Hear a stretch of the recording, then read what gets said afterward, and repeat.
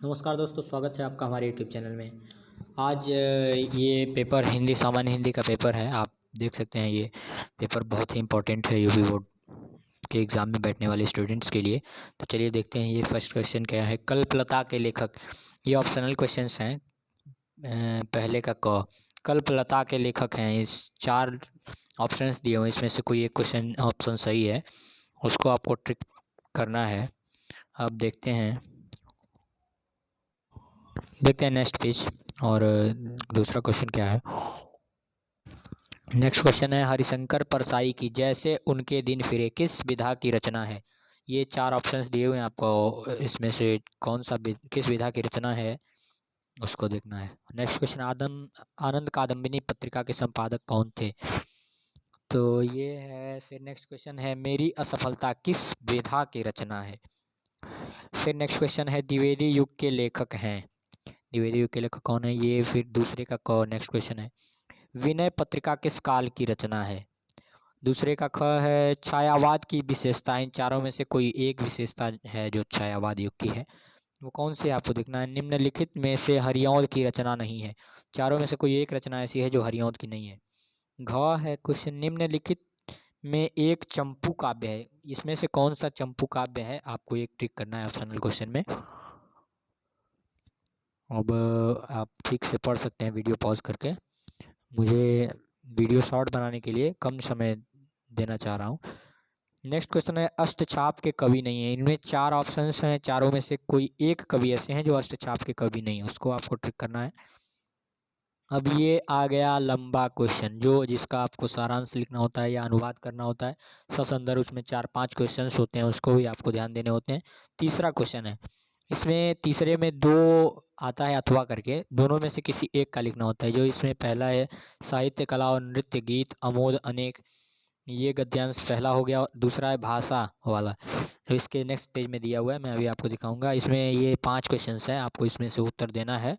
अगर आप इसका उत्तर देते हैं तो जो नेक्स्ट पेज पे है, भाषा स्वयं संस्कृत का अटूट अंग है, इसका आपको आंसर नहीं देना है, क्योंकि दोनों में से कोई एक ही इसमें अथवा करके ऑप्शन दिया होगा नीचे।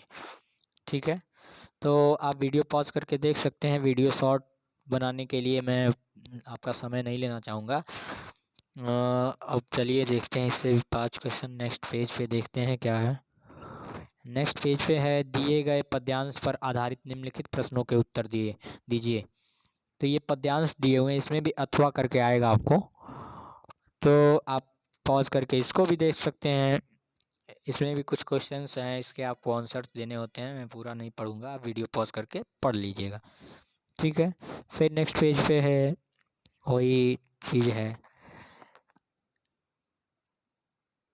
और ये है, अब 5वां क्वेश्चन पे हम आते हैं। निम्नलिखित में से किसी एक लेखक का साहित्यिक परिचय। अब लेखकों का साहित्यिक परिचय और कवियों का भी आएगा। इसमें 3 लेखक का नाम दिया हुआ है जिनके साहित्यिक परिचय आपको देना है और उनकी रचनाओं का उल्लेख करना है। 5वें का क है ये क्वेश्चन, ये इंपॉर्टेंट क्वेश्चन है बोर्ड के लिए। अब नेक्स्ट पेज पे देखते हैं क्या है।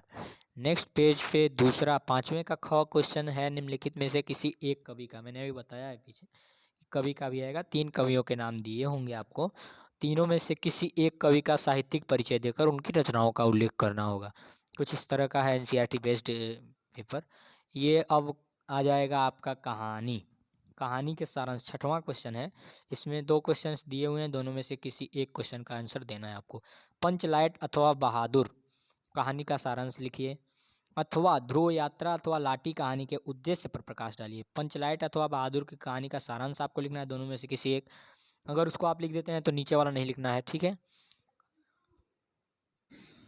7वां क्वेश्चन है, स्वपठित खंडकाव्य के आधार पर किसी एक खंडकाव्य का प्रश्न का उत्तर दीजिए।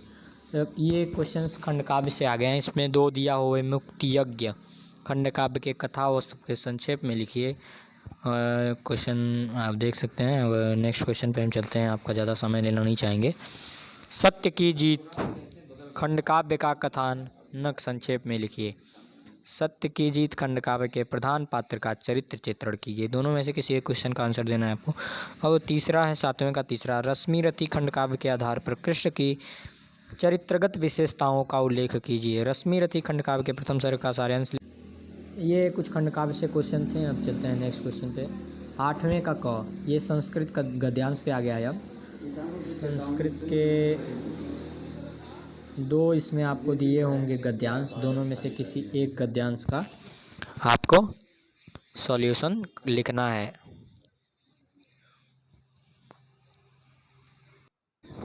अब आपको श्लोक से कुछ क्वेश्चंस मिलेंगे, जो कुछ श्लोक दिए होंगे आपको उसका अर्थ संदर्भ सहित लिखना होगा। ये 2 श्लोक दिए हुए हैं, दोनों में से किसी एक श्लोक का संदर्भ आपको अनुवाद लिखना है। ठीक है, ये 9वां क्वेश्चन। अब नेक्स्ट क्वेश्चन पे चलते हैं।